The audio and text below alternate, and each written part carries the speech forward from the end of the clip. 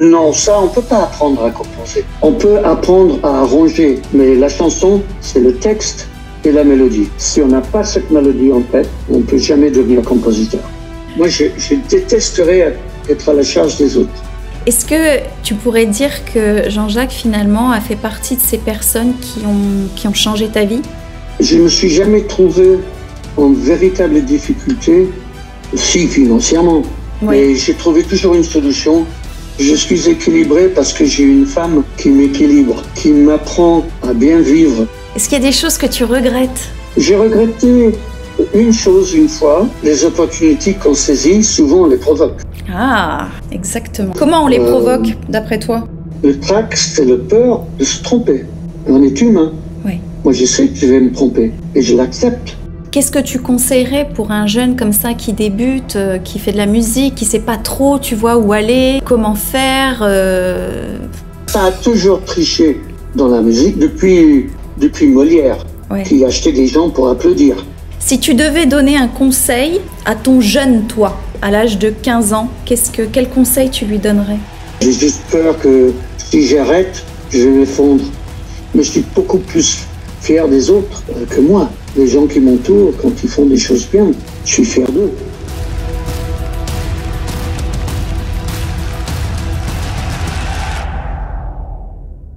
Bonjour à tous et bienvenue sur ma chaîne Parcours Authentique. Je suis ravie aujourd'hui, un nouvel invité et il s'agit de Michael Jones. Alors tout d'abord, bienvenue sur cette chaîne Michael. Merci. Merci Bonjour. à toi d'être là, ça me fait super plaisir, je suis super honorée. Ça me ramène aussi à beaucoup de souvenirs de mon enfance, pour ceux qui sont de la même génération que moi, avec Goldman, Jones et compagnie. Donc vraiment, je suis super contente. Alors je vais juste te présenter brièvement, pour ceux qui ne te connaissent pas, mais j'ai envie de dire que ceux qui ne te connaissent pas n'habitent pas sur cette planète, n'est-ce pas? Puisque tu es chanteur, musicien, auteur et compositeur, donc on peut dire que tu es un artiste complet. Tu as collaboré... Merci. Ah bah oui, à ce niveau-là, on peut dire que c'est complet. Tu as donc collaboré avec beaucoup d'artistes et pour n'en citer que quelques-uns, donc évidemment Jean-Jacques Goldman, Johnny Hallyday, Florent Pagny, Natacha Saint-Pierre et même Joe Cocker, hein, même à l'international. Même Ray Charles. Et même Ray Charles. Ah, j'avais pas vu celui-là. Ah ouais, quand même. J'ai joué aussi avec un autre artiste américain très connu, puisque c'est le frère de Carole, et c'est un bluesman qui s'appelle Taj Mahal. Donc le frère de Carole Fredericks. Voilà. De 2004 à 2006, tu as été aussi professeur, répétiteur et juge à la Starac. Oui. De nombreuses participations aux Enfoirés depuis les années 90. Pendant 33 ans, Voilà. à peu près. À peu près. Pas très longtemps, hein. Alors en 2021 c'est le Covid et donc tu crées une chaîne YouTube. Oui, avec une artiste qui travaille avec moi qui s'appelle Mary Cooper et qui a eu l'idée en fait. J'ai un grand studio chez moi qui n'était pas du tout fait pour ça, mais on s'était rendu compte après avoir fait un concert live pour une mairie de Saint-Priest à côté de Lyon, qu'on pouvait faire des émissions live. On avait le matériel pour. On est à Lyon. Lyon, il y a tout le matériel cinéma, que ce soit caméra, lumière, etc., puisque c'est la ville des frères Lumière. Ouais. Et donc, on a tenté une première avec Magali Ripoll, Oui. qui est une artiste extraordinaire. Ça a très bien marché. Ensuite, on a eu Didier Bourdon, et on a eu Thomas Dutronc et Claudio Capello. Alors, ces artistes étaient venus, parce que pendant le Covid, de toute façon, on n'avait pas de concert. Et oui. Et il y avait aussi des chefs, Voilà, c'est ça. restaurateurs qui, eux, n'avaient pas non plus de travail, puisque ils se trouvaient du travail. La plupart donnaient des plats gratuits pour des gens dans le besoin, des gens qui étaient victimes du Covid, qui étaient coincés chez eux, etc. Et donc, l'idée, c'était de faire un bœuf. C'est pour ça que ça s'appelle confiture, parce que confiture, c'est jam, et jam, c'est bœuf. Trouver des liens entre l'artiste, le chef. J'ai vu aussi que tu as publié une autobiographie qui s'appelle Mes plus belles chances à Robert Laffont. Et donc aujourd'hui, tu es en concert partout en France, où tu te produis un petit peu partout. Oui, moi, ma vie est en France. De toute façon.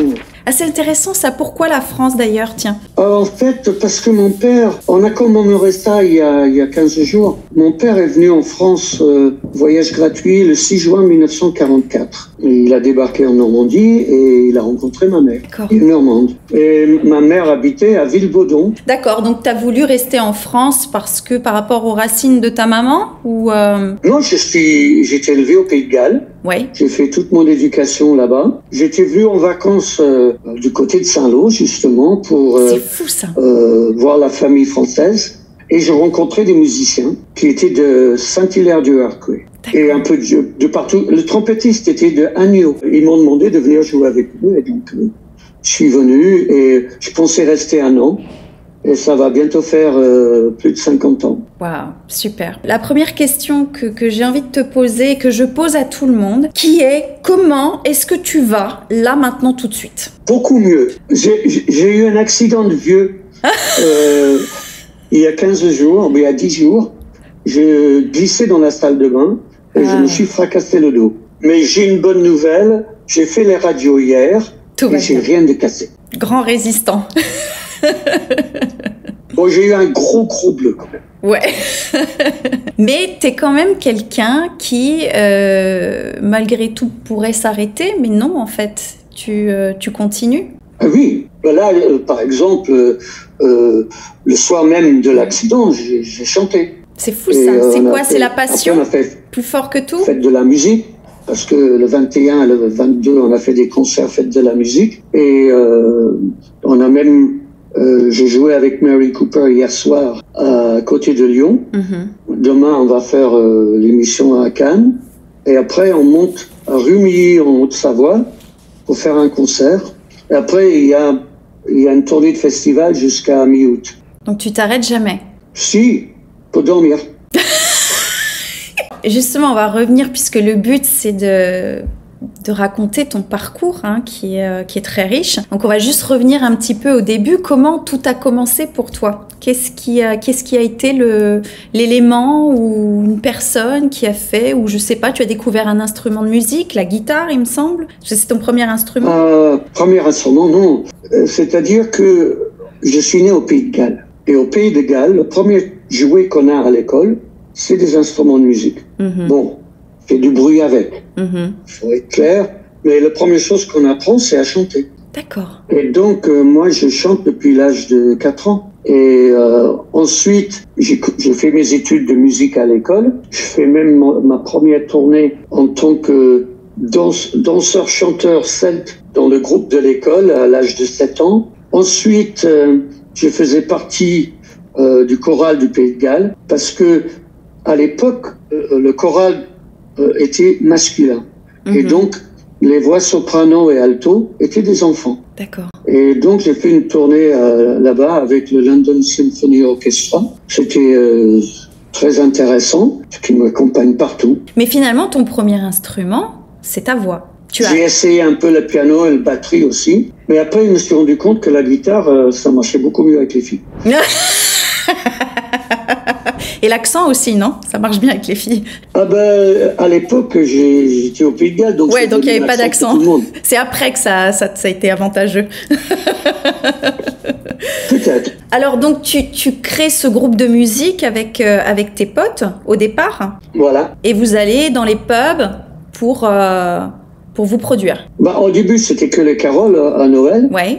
Et après est arrivé un groupe un peu bizarre, mais qui faisait quelque chose de révolutionnaire, totalement différent de tous les autres. Ça s'appelait les Beatles. Et à l'âge de 12 ans, c'était la révolution. Donc là, évidemment, notre petite guitare acoustique ne suffisait plus. Ouais. Il fallait des guitares électriques. Et ils avaient un batteur. Donc il fallait trouver un batteur qui avait une batterie. Mais à l'époque, on avait 12-13 ans. Donc on ne pouvait pas conduire. Et ouais.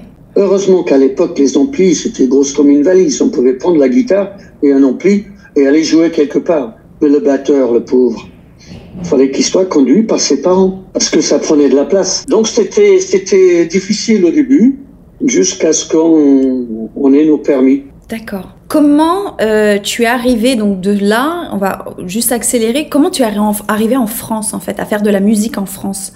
Justement, pendant ces fameuses vacances en 71, où je suis venu avec mes parents, mais avec ma propre voiture, je rencontre ce groupe de la Manche qui était extraordinaire. Ils faisaient leur balance et moi, avec mon frère, on entend la musique et donc on va dans le chapiteau où ils jouaient et on s'est assis, on les a écoutés. Et ils sont venus nous voir, bonjour. Et là, évidemment, on parlait pas français du tout, ni mon frère ni moi. Et donc, on a dit, désolé, on parle pas français. Mais eux, heureusement, il y avait quelques-uns qui parlaient anglais. On a conversé un peu. Elle me dit, ah, vous faites de la musique, mais venez chanter une chanson avec nous ce soir. Et donc, j'ai chanté une ou deux chansons avec eux le soir. Et à la fin de mes vacances, donc j'ai passé tous mes vacances avec eux, la famille, j'avais oublié. À la fin de mes vacances, ils m'ont dit, mais si vous voulez, l'année prochaine, venez jouer avec nous. Et j'ai dit, j'attends les résultats de mes études parce que si j'ai pas mes examens, il faut que je reste là-bas. Et là, j'ai dit, bon, je vais prendre une année sabbatique et je vais faire de la musique. Et ça a duré plus de 50 ans. D'accord. Donc c'est à ce moment-là, il n'y a pas eu un moment où tu t'es dit, c'est mon rêve, c'est vers là que je veux aller, c'est ce que je veux accomplir, ou justement il y a eu... Non, t'avais juste envie de faire ça? Moi, la musique, j'ai fait ça par plaisir. C'était juste un grand kiff. Là, évidemment, je me suis dit, tiens, je vais prendre un an pour m'amuser. Tu t'es jamais projeté? Voilà. Apparemment, je le fais, sans le savoir. C'est ce qu'on me dit. Mais j'ai pris un tel kiff à faire ça. Et ensuite, j'ai commencé à m'ennuyer un peu.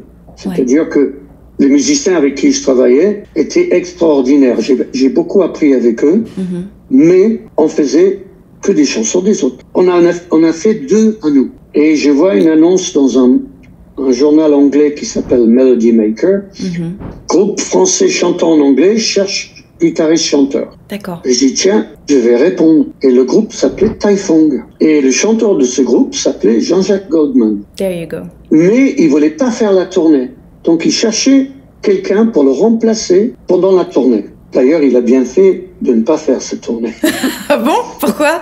Parce que Taifong avait eu un succès. Il voulait tout de suite commencer comme Pink Floyd. Au lieu de dire, tiens, on va faire les petites salles et se roder, etc. Non. Et donc, nous, on faisait quasiment des stades avec 300 personnes. Ah ouais. Donc, c'était pas top. Ensuite, je suis resté dans le groupe et Jean-Jacques est revenu pour faire l'album, le 3e album. Et c'était là, le coup de foudre, on s'est rencontrés. C'est ça, il me semble que tu... Voilà, j'ai vu que tu parlais de coup de foudre, vraiment une rencontre musicale incroyable. Et j'ai lu aussi que cette rencontre, finalement, a donné cette chanson « Je te donne ». Exactement. C'est ça, hein. Moi, j'avais des frissons quand je le dis parce que, d'abord, c'est une chanson qui m'a suivie énormément pendant ma jeunesse et je pense qu'elle a suivi des millions et des millions de gens. Mais je savais pas du tout cette histoire. J'ai découverte il y a très peu de temps et je trouve que c'est très joli. En fait, quand tu écoutes les paroles après, effectivement, et que tu mets cette histoire dedans, je trouve ça super beau. Tout bêtement. Oui, c'est ça. C'est notre histoire. Ouais, c'est ça. Ouais. Et ça m'étonne pas que ça a été un tube parce que effectivement, on a senti une vraie alchimie en fait qui s'est passée. Oui, mais on était les premiers surpris. Hein. On s'y attendait pas du tout à ça. C'était pas quelque chose de calculé. Quand Jean-Jacques a sorti son album, la maison disque a sorti un titre en single qui s'appelle « Je marche seul ». Quand l'album est sorti, une dame qui était programmatrice chez RTL, qui s'appelle Monique Lemarcy, a dit « Je te donne le titre ». Elle a arrêté de programmer « Je marche seul » et elle a commencé à programmer « Je te donne ». Et c'est elle qui a fait que ce titre est devenu un énorme succès. Je te donne, je te donne. C'est marrant parce que même quand on parle, on voit encore ce pétillement dans les yeux, même des années après. C'est comme si tu revivais en fait ce moment. Ah ben, je le revis chaque fois que je le chante. Ouais, c'est ça. Et je le chante encore parce que je prends toujours autant de plaisir. Est-ce que tu pourrais dire que Jean-Jacques, finalement, a fait partie de ces personnes qui ont changé ta vie? Évidemment. Que ce soit musicalement, humainement, c'est un génie musical. Côtoyer quelqu'un comme ça, c'est fabuleux. Et alors, à quel moment vous avez décidé de créer ce groupe avec Carol Fredericks? Ah, c'est Jean-Jacques qui a décidé de créer ce groupe. Je crois qu'on était en voiture ensemble et il me dit, voilà, prochaine chanson que j'ai écrite, ou les chansons que je suis en train d'écrire pour le prochain album, je peux pas les faire seul. Il faudrait qu'on soit 3. Et il dit, bon, donc il y a toi, mais il faudrait une chanteuse. Je dis, ben, on a la chanteuse. Comment ça? Ben, je dis, c'est Carole. Ah, bon sang, c'est bien sûr. Mais en fait, je crois qu'il savait déjà. Oui. Il voulait juste avoir mon avis. La confirmation. À nos actes manqués.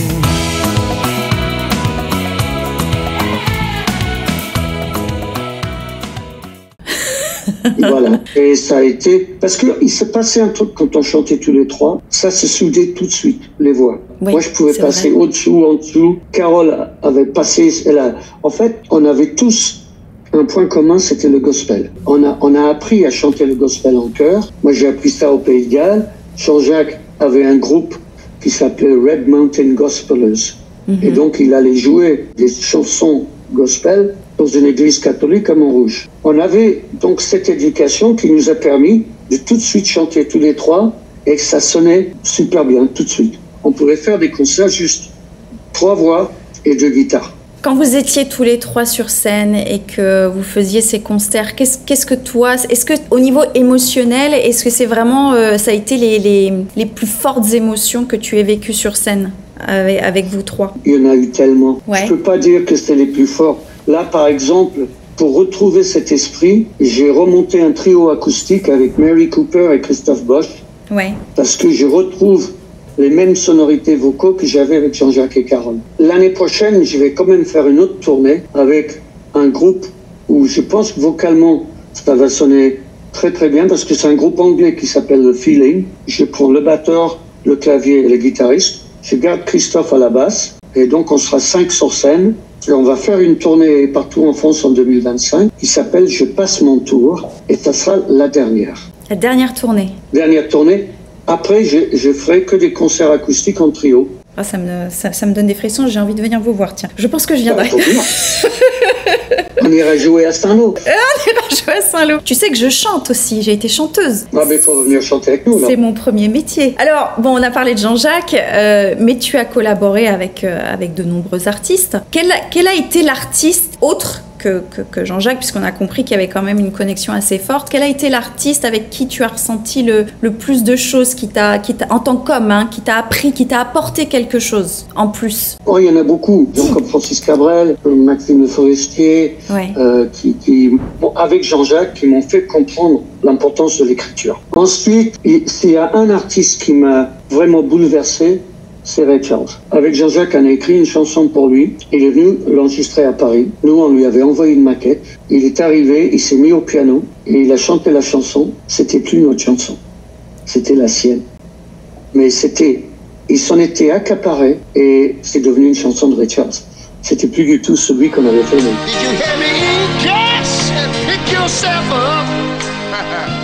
Quand l'artiste comme ça s'accapare la chanson que tu as écrite ou composée, qu'est-ce que tu ressens à ce moment-là? On est bouleversé. Ouais. C'est impressionnant. On se rend compte qu'on est en train d'écouter un géant. Avec tes mots et ta musique finalement. Voilà. En plus, il chantait en lisant le braille. Et oui. Et il s'est trompé sur un mot. On était obligé de reprendre juste ce mot. Mais sinon, première prise dans la boîte, impressionnant. C'est même dommage parce qu'on n'a pas passé assez de temps avec lui. Ça c'est allé très très vite. Si aujourd'hui je te disais que tu ne peux plus jouer et plus chanter, qu'est-ce que tu ferais? J'irais jouer au golf. Ça n'a rien à voir. Oh, j'aurais plus de temps pour lire. J'irais voyager. Mais le problème c'est que si je peux plus chanter et que je peux plus jouer, peut-être que je pourrais plus bouger. Oui, aussi. Que ce serait compliqué. Donc, je sais pas. Je prendrais la pilule magique. De quelle pilule tu parles? Celui qui endort définitivement. Oh non. Ah, moi, je détesterais être à la charge des autres. C'est vrai? Moi, ça m'est arrivé de jouer dans des endroits où il y a des gens qui sont handicapés sévèrement. Ouais. Et moi, je ne peux pas me trouver comme ça. Est-ce que... J'imagine que dans ton parcours, tout n'a pas toujours roulé, hein, comme sur des roulettes. Il y a eu des moments plus difficiles que d'autres? Non. Non? Covid. T'as toujours suivi ton intuition ou les opportunités qui s'offraient à toi ou... J'ai toujours fait de la musique et c'est mon pied, la musique. C'est-à-dire, tant que je peux jouer, je suis bien. C'est la passion. Et donc, je ne me suis jamais trouvé en véritable difficulté, si financièrement. Oui. Et j'ai trouvé toujours une solution. Je pouvais donner des cours. J'ai donné des cours de guitare pendant 6 ans. Et je peux jouer tout seul. Donc, j'ai trouvé toujours du travail. Est-ce que tu as la sensation que tu as réussi? J'ai 3 filles, elles sont très bien. Donc, je pense que ma vie de père, je l'ai réussi à peu près. T'as su justement équilibrer cette vie d'artiste, cette vie de père? Je suis équilibré parce que j'ai une femme qui m'équilibre, qui m'apprend à bien vivre. C'est-à-dire manger sainement, équilibré, de faire gaffe à tout ce que je consomme, faire du sport. Il y a une chanson de Zac Brown, qui est un groupe américain. C'est It's Easy to Love. Voilà, elle est facile à aimer parce que elle est facile à vivre. Donc je suis heureux. C'est beau, hein. Moi, je trouve ça beau. Est-ce que tu peux me dire et nous dire, du coup, à tous ceux qui vont regarder cette interview et qui peut-être sont jeunes, font de la musique, qui ont envie de se lancer. Je sais qu'on avait discuté un tout petit peu avant cette interview et je t'avais demandé quelle est la valeur la plus importante, en fait, quand on fait ce métier, et tu m'avais dit le travail. Il faut travailler. Oui. Il se trouve que quand on joue un instrument de musique, on ne considère pas ça vraiment comme du travail.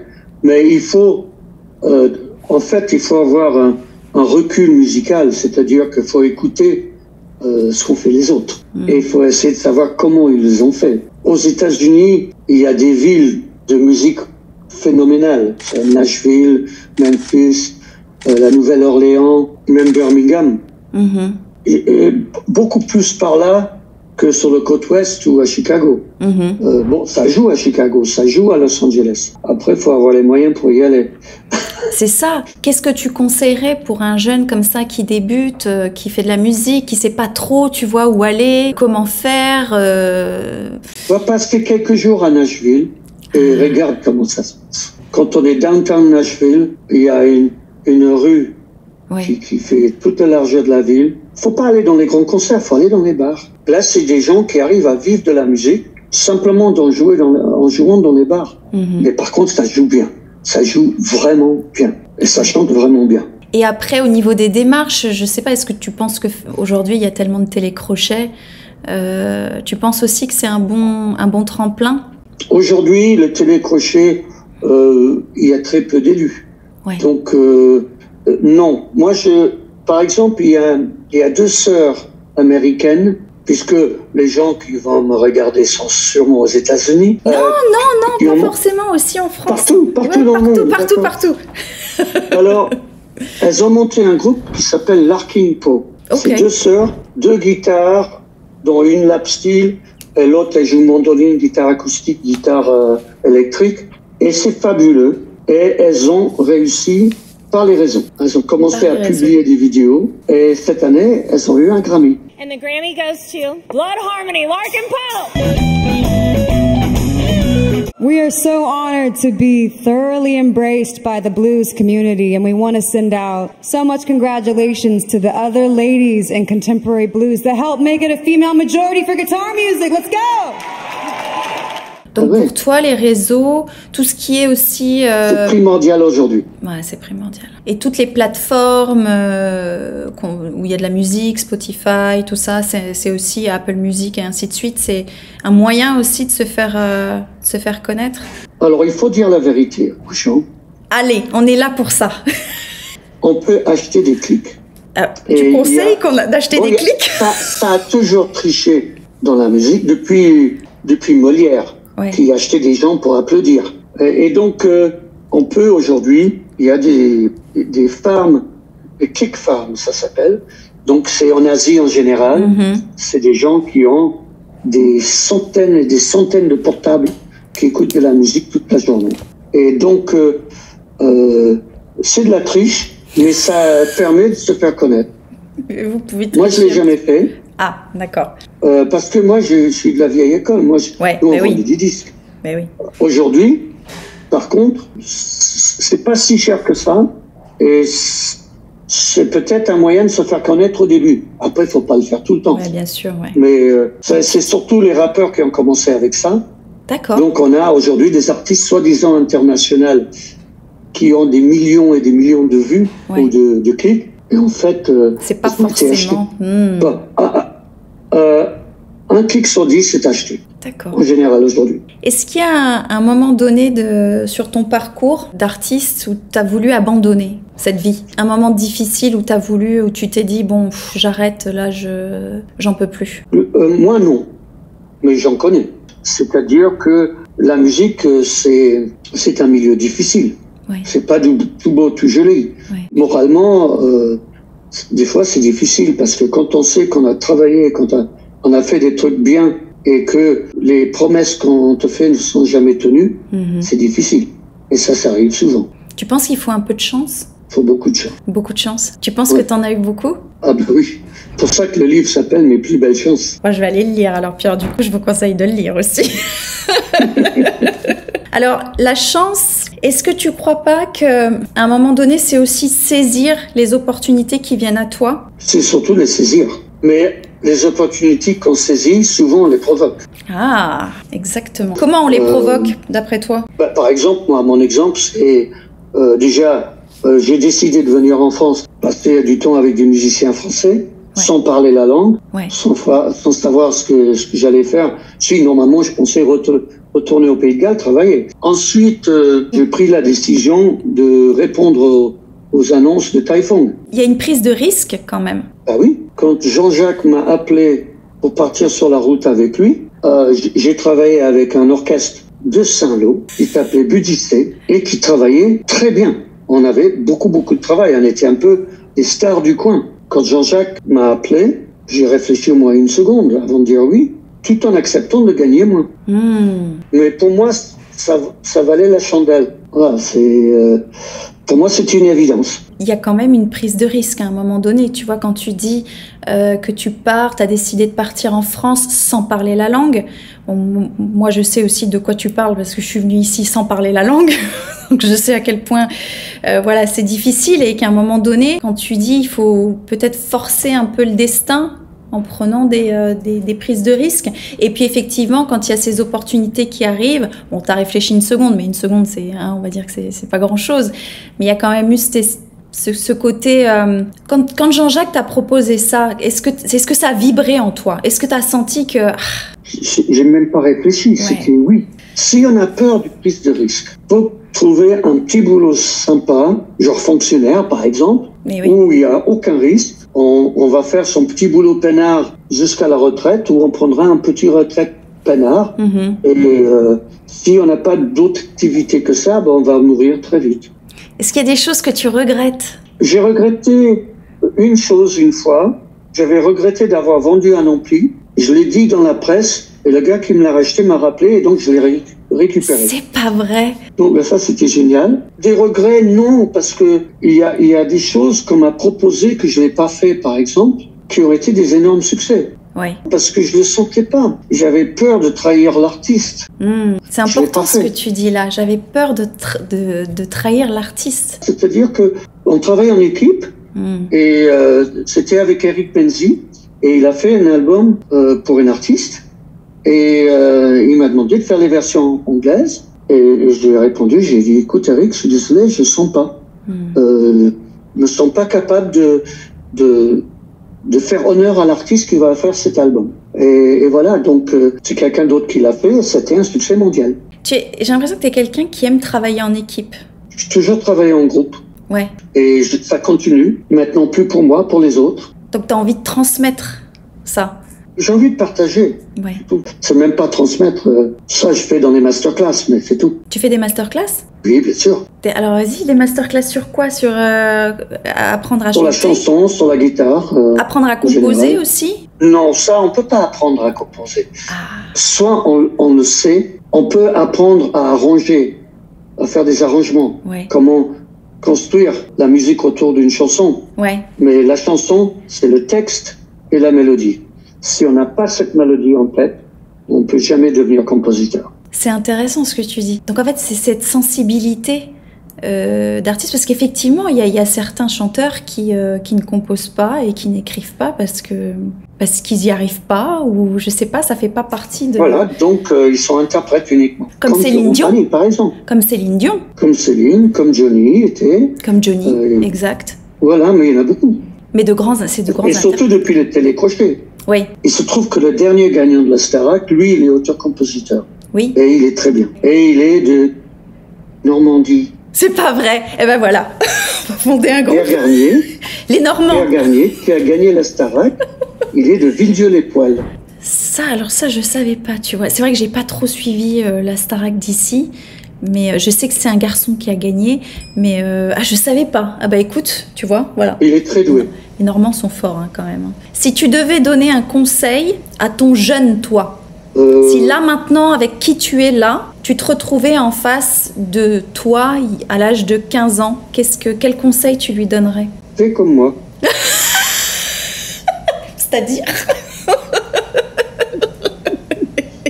C'est-à-dire, prends des risques, suivre ton intuition, pars dans la direction que ton cœur te guide et crois en toi. Ouais. Voilà, t'as jamais eu peur? J'ai l'impression que t'as peur de rien. Quand je suis tombé dans la salle de bain il y a 10 jours, j'ai eu peur. Parce que je me suis fait mal. Moi, j'ai eu peur quand je me sentais dans des quartiers pas très très sains. Ouais.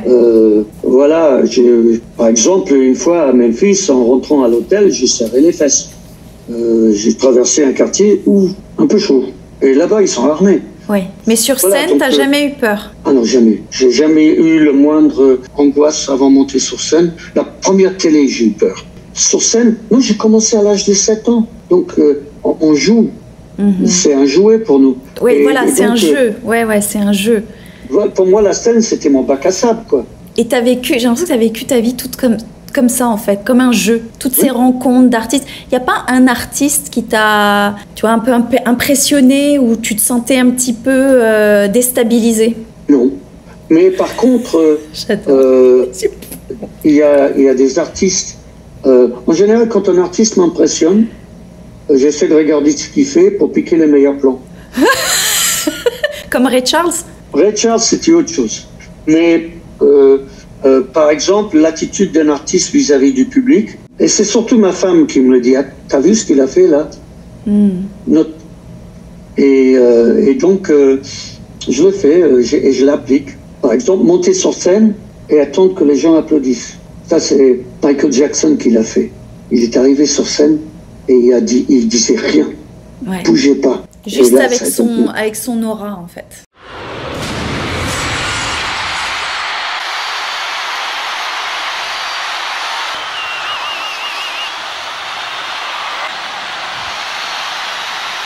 Le truc, c'est des leçons à apprendre. Donc... Alors justement, est-ce que tu pourrais nous partager... Bon là, tu viens d'en partager un, on va en partager un autre, un petit secret qui fait que, pour les gens qui vont nous voir, tu vois, quelque chose qui pourrait les pousser à aller de l'avant, ne pas avoir peur, de dépasser ses peurs. Est-ce qu'il y a un petit tips que tu pourrais leur communiquer? Alors, premièrement, le trac, c'est quoi? Ouais. Le trac, c'est le peur de se tromper. On est humain. Oui. Moi, je sais que je vais me tromper et je l'accepte. On s'en fout. Le public est généreux. Le public, si ça se trouve, il ne le verrait même pas. C'est pas grave. Ouais. On est humain. L'erreur est humaine. Et donc, ou si c'est une grosse erreur, là, tu stoppes, tu dis, désolé, je me suis trompé. Et là, ils applaudissent. Ben voilà, c'est simple. Ben voilà, pourquoi on se prend la tête? Le public en général, en tout cas pour la musique que j'ai fait moi, est très bon enfant. C'est un public généreux, c'est un public génial. Et quand je monte sur scène, c'est pas pour montrer ce que je sais faire. Je monte sur scène pour partager un bon moment avec eux. Partager. C'est ce mot qui revient souvent dans ton discours. Partage. C'est vraiment l'une de tes valeurs, ça. Ah oui, sinon ça quand même. On va dîner avec quelqu'un, on va partager un repas.